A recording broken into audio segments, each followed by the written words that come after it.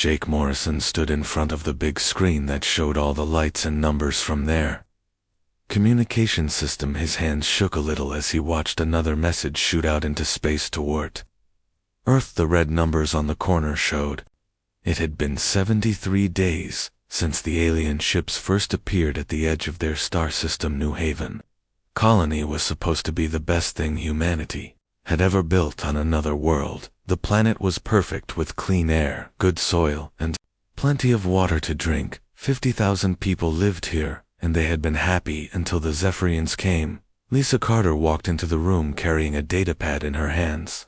She was the person in charge of keeping everyone safe, but now she looked worried. Her face was pale, and her usually neat hair was messy from not sleeping. "Enough, Jake. We have a problem," she said. "The alien fleet has grown bigger again. Our long-range sensors count 200 ships now. They are still waiting near the big rocks that circle our sun, but they are not moving closer." Yet Jake felt his stomach drop. 200 ships was more than double what they started with. It meant more aliens were coming to join the attack. He turned to look at the communication array, again hoping to see some sign that Earth had sent them a real message. Kevin Brooks came running into the room. His lab coat was dirty, and he had papers scattered in his hands.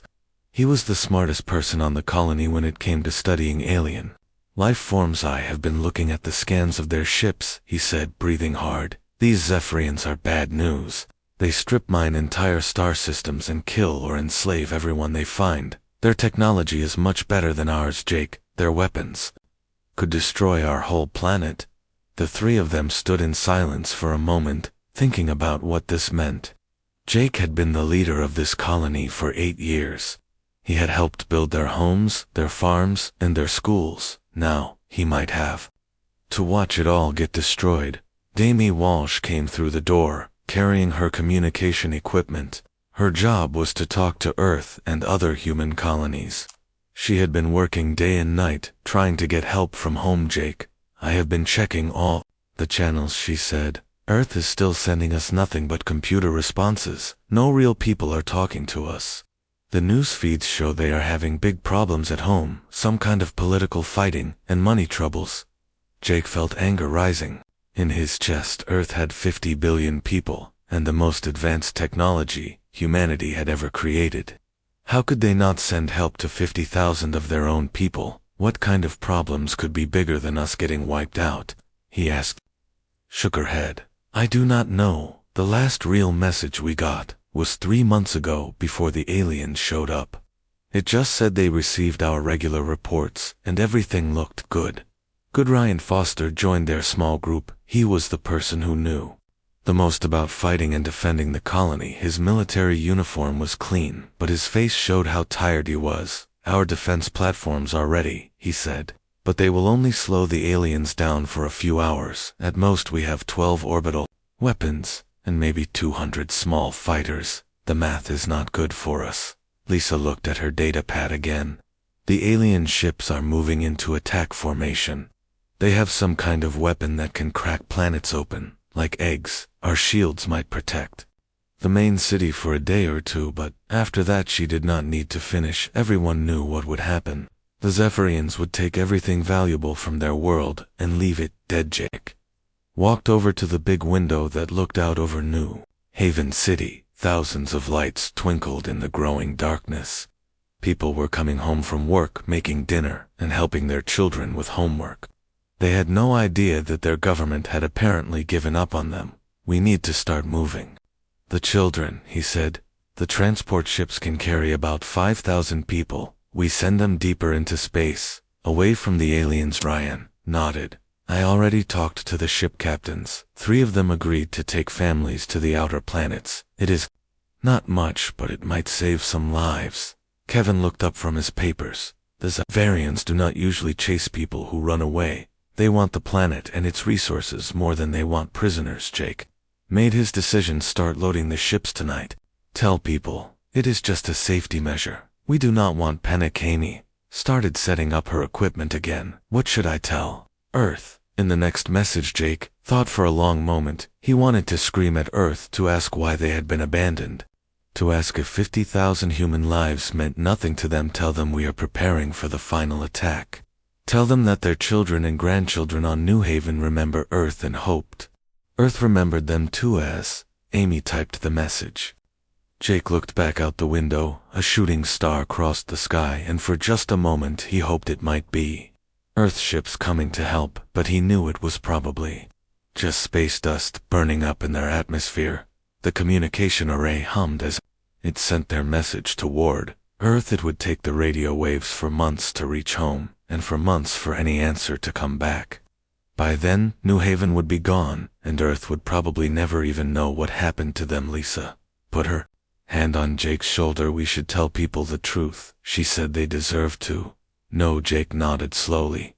Tomorrow morning we tell everyone. Tomorrow we let them know that Earth has left us to die, and we have to face this alone. Outside the window, the lights of New Haven City continued to twinkle. People lived their lives not knowing that in a few days alien ships would rain death from the sky.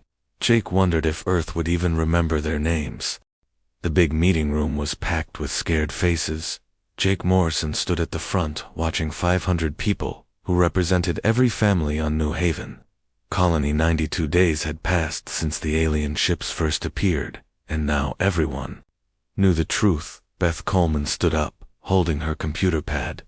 She was the person who studied military tactics and space battles. Her voice was steady, but her hand shook as she spoke. The alien fleet has moved past the gas giant. They are now only 6 days away from our planet, she said. Our sensors show they are charging weapons that can destroy entire cities.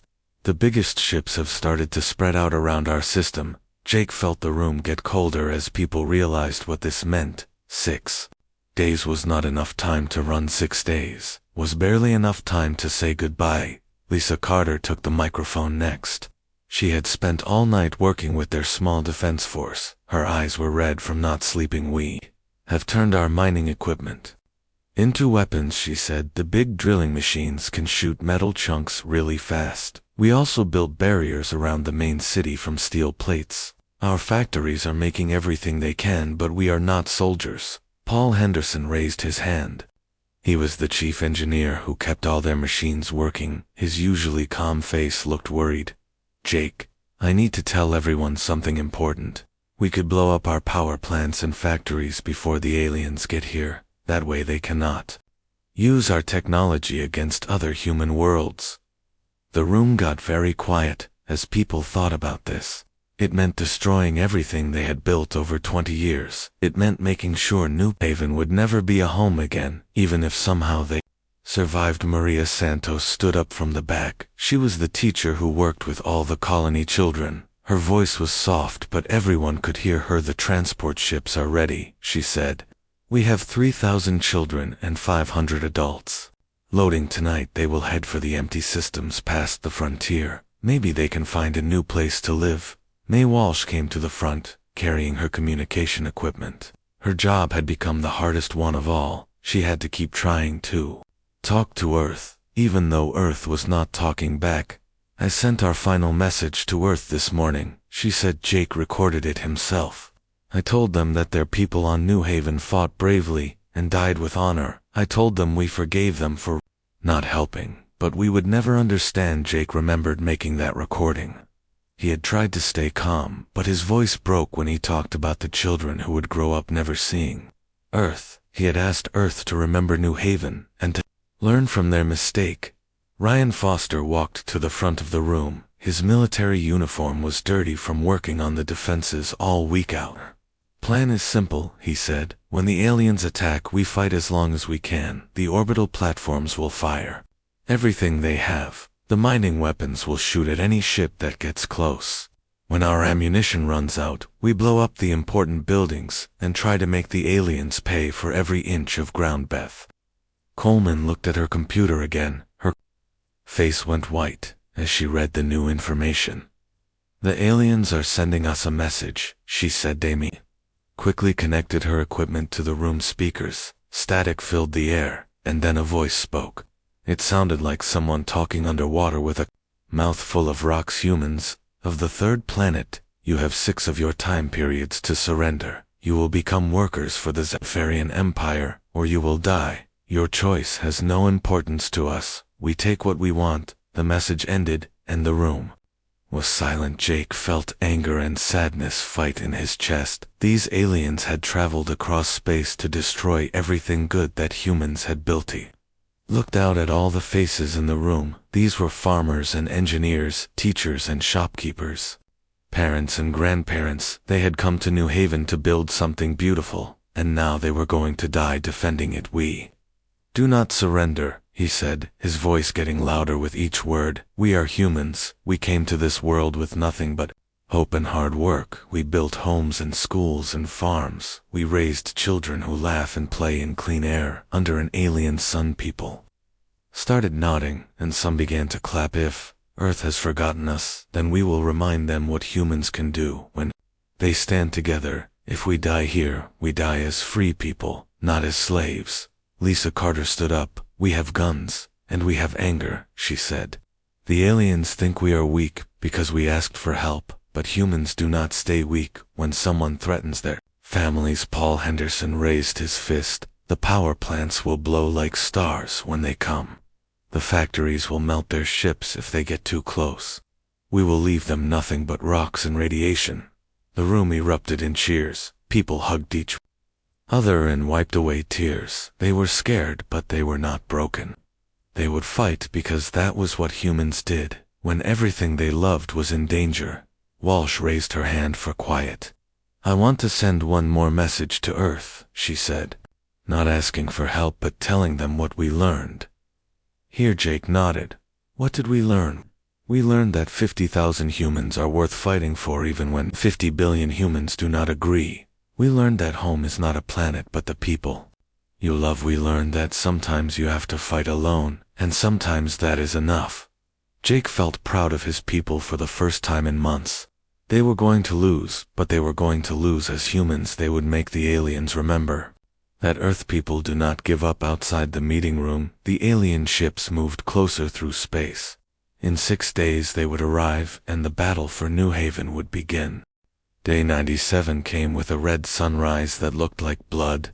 Jake Morrison stood on the observation deck, watching the alien fleet take positions around New Haven. The Zephyrian ships were huge and dark like metal mountains, floating in space. Beth Coleman sat at her computer station tracking every alien vessel. Her screens showed 212 enemy ships arranged in a perfect circle around their planet. Each ship was bigger than their largest building and carried enough weapons. 2-level cities. "Look at this," she said, pointing at her main screen. "The ships are opening up like flowers." Jake moved closer to see what she meant. The alien vessels were changing shape. Metal panels slid apart, revealing weapon systems that glowed with dangerous energy. The biggest ship in the center looked like a giant sea creature with tentacles made of gun barrels. Lisa Carter ran into the room, carrying a rifle, and wearing body armor. Behind her came 20 other defenders, all armed and ready to fight. Their faces were grim, but determined. "Our orbital platforms are online," she said.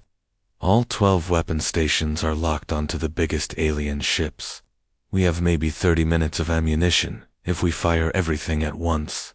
The radio crackled to life with a new alien message. This time the voice was clearer and more threatening than before. "Humans, you have 5 minutes to surrender. Send your leaders to our ships, or we will crack your planet like an egg. Your time of decision is now." Jake looked around the room at his people. Amy Walsh was still trying to send messages to Earth, even though they all knew no help was coming. Paul Henderson had his finger hovering over the button that would destroy their power plants. Ryan Foster was loading his weapon and checking his equipment. Jake picked up the radio microphone and spoke to the aliens. "This is Administrator Jake Morrison of New Haven Colony. We do not surrender. We will fight you with everything we have. You want our world. You will have to take it from our dead hands."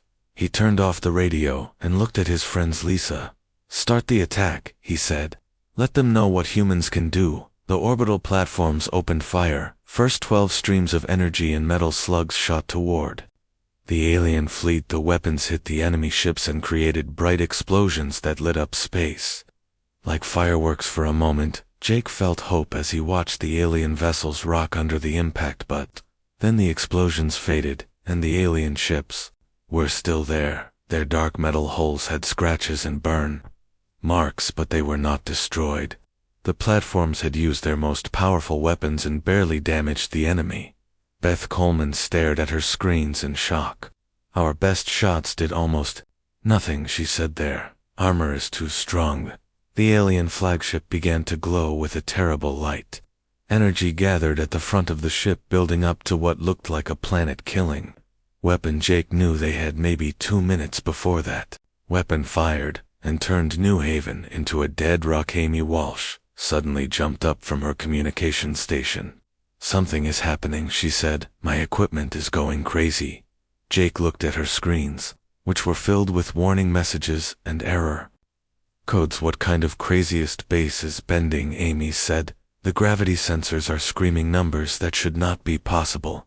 Something big is happening to reality itself." Kevin Brooks ran into the room carrying his scientific instruments. His face was white with fear and excitement. "Jake, the space around our system is folding," he said. "The energy readings are off the charts. Something is manipulating space and time on a scale that should require the power of a star." Beth Coleman looked at her military scanners and gasped. "The distortions are appearing everywhere. 17 different locations all around the system, in perfect geometric patterns." Jake felt his heart pounding. This was not natural, and it was not the aliens doing it. The Zephyrian ships had stopped their attack and were turning away from New Haven to face these new, impossible events. Lisa Carter grabbed his arm and pointed out the observation window. "Look at the alien fleet." The predatory ships that had been so confident and threatening were now moving in confused patterns. Their formation was breaking apart as they tried to understand what was happening. The biggest ship had stopped charging its planet cracker weapon. Ryan Foster checked his long-range sensors. "The aliens are scared," he said. "I have never seen a military formation fall apart this fast. They do not know what is happening either." Amy Walsh was frantically working on her equipment, trying to understand the readings. "The quantum signatures are impossible," she said. "Whatever is causing this has technology so advanced it might as well be magic." Jake felt a strange mixture of fear and hope. The aliens had stopped attacking, which was good, but something even more powerful was about to arrive, and they did not know if it was friend or enemy. Kevin Brooks looked up from his instruments. "The energy patterns are consistent with controlled space-time manipulation," he said. "This is not a natural phenomenon. Someone, or something, is doing this on purpose." Paul Henderson came running into the room. "Jake, we need to make a decision. Do we keep fighting the aliens, or do we wait to see what comes out of those space holes before?" Jake could answer. Reality began to tear apart outside their window. Space itself cracked like broken glass, and through the cracks came light that hurt to look at. The alien ships were backing away as fast as they could, but some of them were caught in the edges of the distortions. Beth Coleman watched her screens as alien vessels simply disappeared. Not destroyed, but removed from existence, as if they had never been there. "Whatever is coming," Jake said, "it is more powerful than the aliens.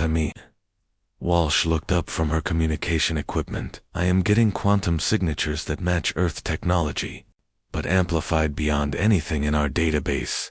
Jake felt his breath catch in his throat. Earth technology. Could it be possible that their messages had been received after all? Could Earth have sent help outside the window? Space continued to tear and fold. The alien fleet was in full retreat now, but there was nowhere for them to run. The geometric patterns of distortion surrounded the entire system. Something was coming, and when it arrived everything would change.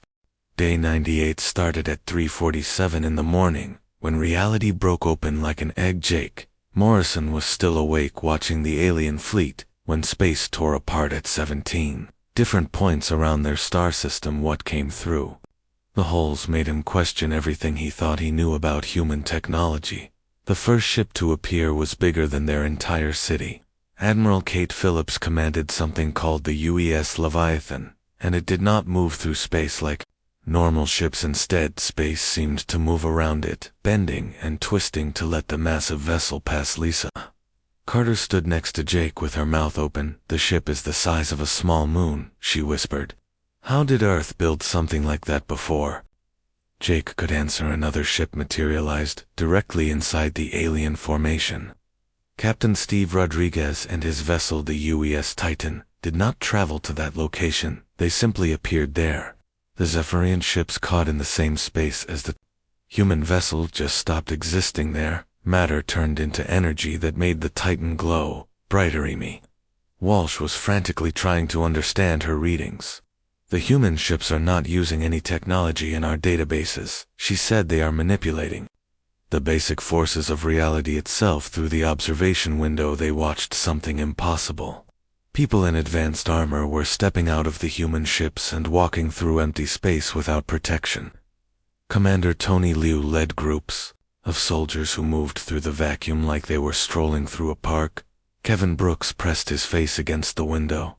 They are phasing through the alien ship hulls, he said, like ghosts walking through walls. How is that possible? The human boarding parties appeared inside Zephyrian vessels without cutting through the metal or using airlocks. They simply stepped from empty space into the alien ships and began taking control. Jake watched through telescopes as confused alien soldiers surrendered to humans who seemed to ignore physics. Beth Coleman was tracking the battle on her screens, but battle was the wrong word. The human fleet was not fighting the aliens. They were demonstrating complete control over space and time.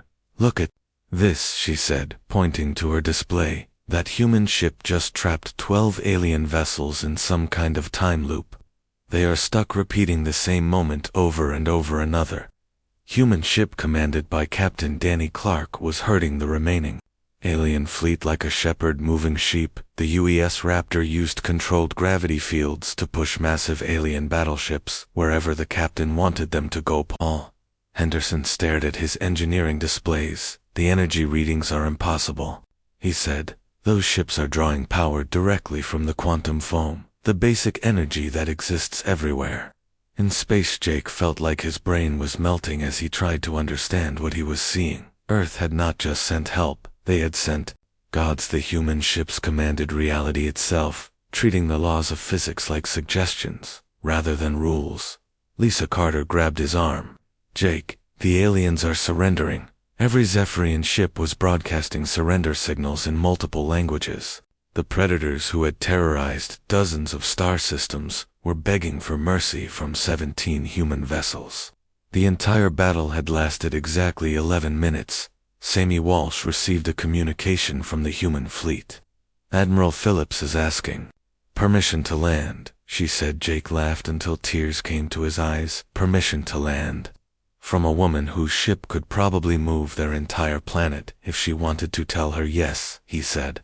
Tell her we would be honored to meet her. The UES Leviathan moved toward New Haven without using any engines that Jake could see. Space simply folded around the massive ship, bringing it closer to their world. A smaller craft separated from the main vessel and descended through their atmosphere. Arian Foster watched the landing craft approach their spaceport. It is not using rockets or anti-grav, he said. The ship is just convincing gravity to work differently. The craft landed without making a sound. People from all over the colony came to see their rescuers. Jake and his team walked to the landing pad, expecting to meet aliens or robots or something beyond human understanding. Instead, Admiral Kate Phillips stepped out of the ship, and she looked completely human. She wore a uniform that seemed to shift and change in the light, and when she moved it was with the casual confidence of someone who considered the laws of physics to be optional. Admiral, Jake said, walking forward, we cannot thank you enough for saving us. Kate Phillips smiled, and Jake felt like she was looking right through him to see everything he had ever done, or thought to. Do not need to thank us, she said. We do not abandon our own. We just wanted to make sure that when we arrived, no one would doubt who we are. Lisa Carter stepped forward. How did Earth build ships like yours? How did you get here so fast? The Admiral looked up at the sky, where her impossible fleet waited in orbit. Earth did not just send a rescue mission, she said. We spent 3 months building a fleet that would end this threat permanently. We have been watching the Zephyrians for years, waiting for the right moment to show them what humanity has become. Kevin Brooks could not help himself. What has humanity become? Meryl Phillips turned to look at all of them, her eyes seeming to glow with inner light. We have become what we always had the potential to be, she said. We learned to manipulate matter and energy, space and time. We solved death and scarcity and the limitations that once held us back. The political troubles and economic crises you saw on Earth were just growing pains. As our species evolved, Jake felt dizzy, trying to understand. We thought Earth had abandoned. Os Phillips shook her head. Earth received your distress call immediately, but we chose to respond with overwhelming superiority rather than desperate haste. We wanted to send a message not just to the Zephyrians, but to every hostile species watching from the shadows. Sammy Walsh looked up at the alien fleet still trapped in orbit. What happens to them? They will spread the word that humanity is not to be threatened, Philip said.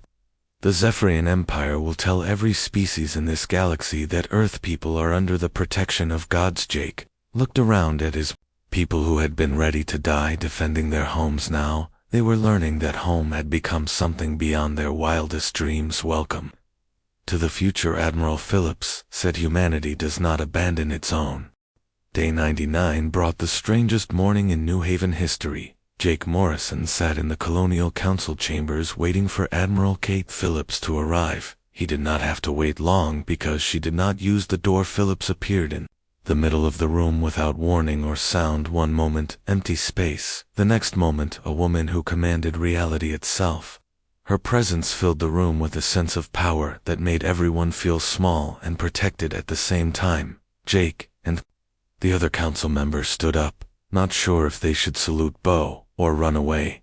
Philip smiled at their confusion and gestured for them to sit down.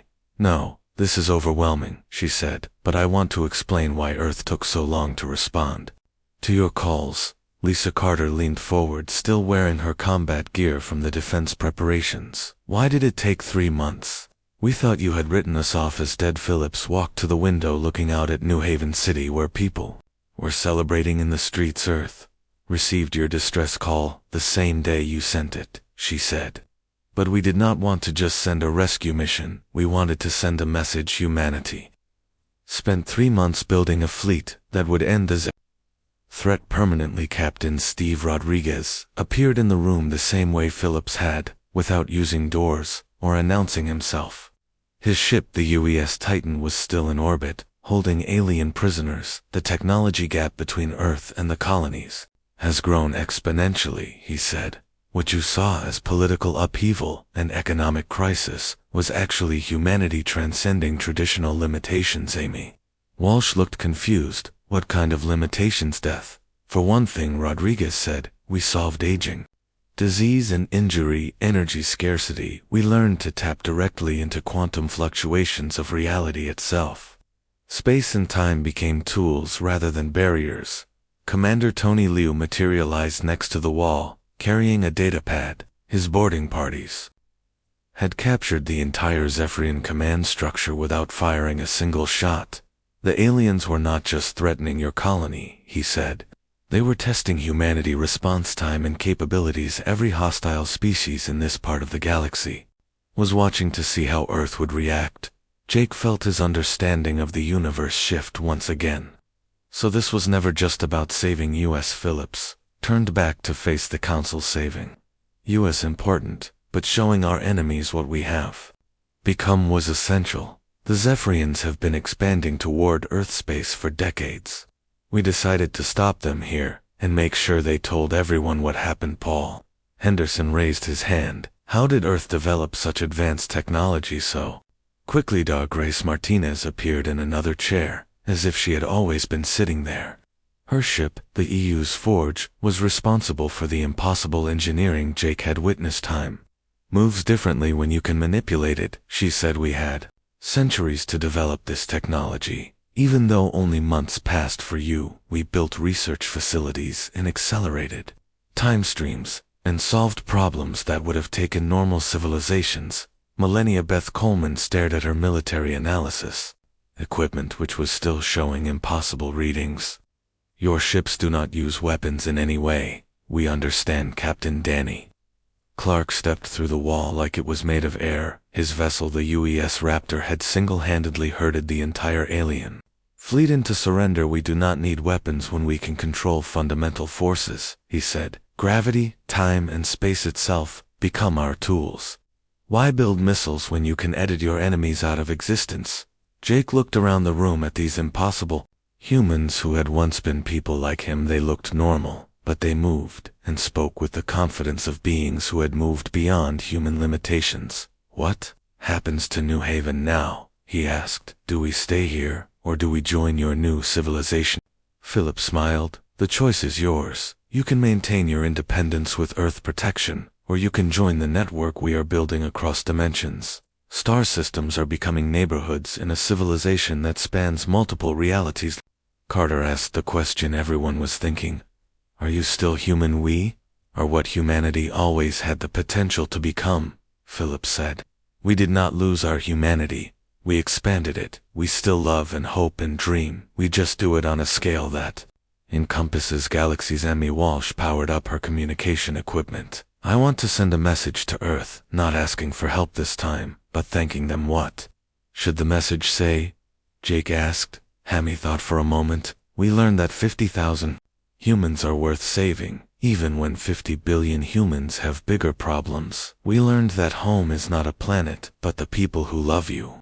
We learned that humanity never abandons its own, even when it takes time to arrive. Phillips nodded. That message will be received well. Earth is proud of how New Haven Colony faced impossible odds with courage and unity. Annie Clark stepped forward. We are building a quantum gateway that will connect New Haven directly to the Earth network. Instant communication, instant travel, and instant protection for every human settlement. Jake felt overwhelmed by the magnitude of what was being offered.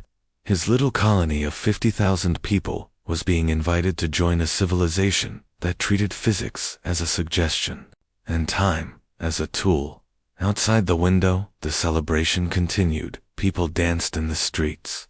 Children played games with toys that defied gravity, and the Zephyrian fleet hung in orbit as a permanent reminder that humanity was not to be threatened. Phillips walked toward the door, then paused. We will leave a protection fleet in your system, she said.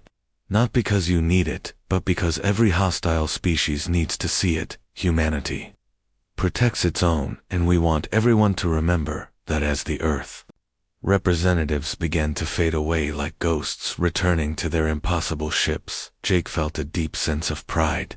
His people had faced extinction with courage, and discovered that courage was rewarded. Amy Walsh sent her final message to Earth, a simple transmission of gratitude and wonder. The response came back instantly across impossible distances. Welcome to the future. Humanity does not abandon its own. We just make sure that when we arrive, no one doubts who we are. Jake looked out at New Haven City, where his people were learning that they were part of something greater than they had ever imagined. The alien threat was over, but their real adventure was just beginning. Earth had not forgotten them. Earth had evolved, and now they were invited to evolve too.